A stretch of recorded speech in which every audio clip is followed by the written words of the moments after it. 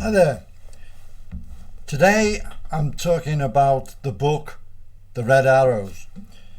A few years ago there was a TV documentary about the Red Arrows revisiting North America for the first time in a few years, and they appeared at a major air show, and there were many of the top aerobatic teams there from all over the world, including the US Air Force Thunderbirds team, and they do this amazing ground synchronized display between the pilots and the ground crew before they even take off. And it showed the pilots from these national aerobatic teams watching the Red Arrows display with their jaws literally dropping in awe, and the comments where they were just absolutely amazed. So these guys who are the top in their own fields themselves were able to appreciate just how good the Red Arrows are, and it's probably true to say they're the best in the world. Now today, the Southport Air Show has returned for the first time since the Chinese virus, and I was absolutely delighted to see a Lancaster fly over the house earlier on, and it was the Red Arrows that will be appearing there later on today at the Southport Air Show, and I saw them at the Southport Air Show a couple of times, and also other air shows. And I also had the absolute pleasure of spending a day with them at RAF Campbell when they were based there. We were on an official visit, and they actually put on their show for us over their own home base, and we were able to chat to them and meet them, and you couldn't get a better bunch of people.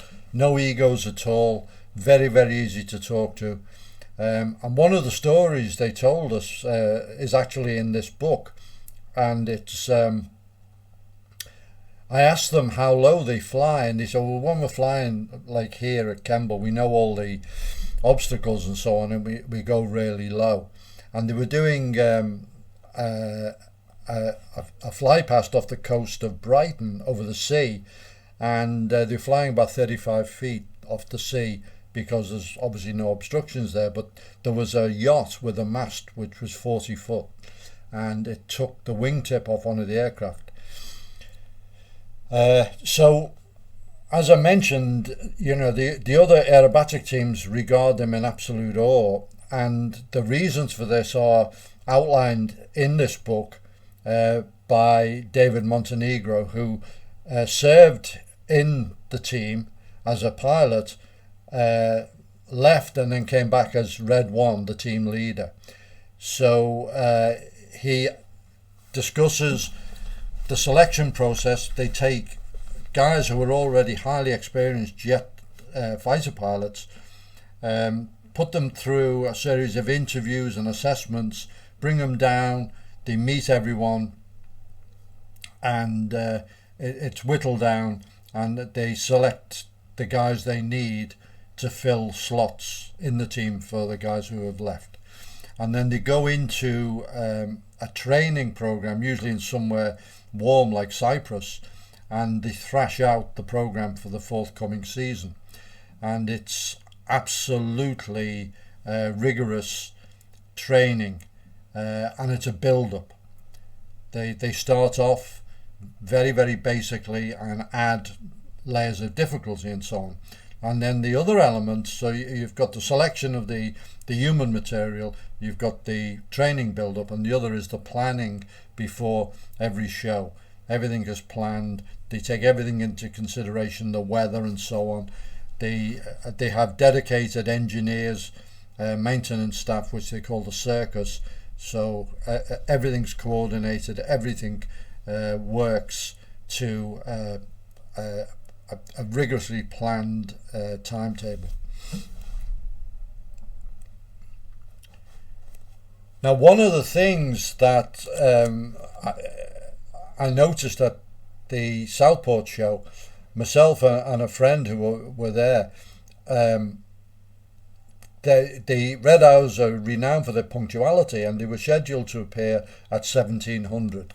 And we were both wearing pretty decent watches, and both of our watches had been set to the exact time, to the second. And it came over the tannoy, ladies and gentlemen, the Royal Air Force aerobatic team, the Red Arrows, and on the word arrows, it went from 59 to 00, 1700 exactly. They were overhead exactly. Now that takes some doing, and the book actually goes into how they do that. It is a big part of their professionalism, is the timings, and it all starts right back on the day to arriving for the briefing. Everything is done to the second, and they have a set amount of time to start the aircraft, so everything is done, and then the run in and so on is timed. And as I say, we can't run a bus service here, and without 20-minute gaps and delays, but they can fly halfway across the country to within 1 second precision. So the book describes the genesis of the Red Arrows.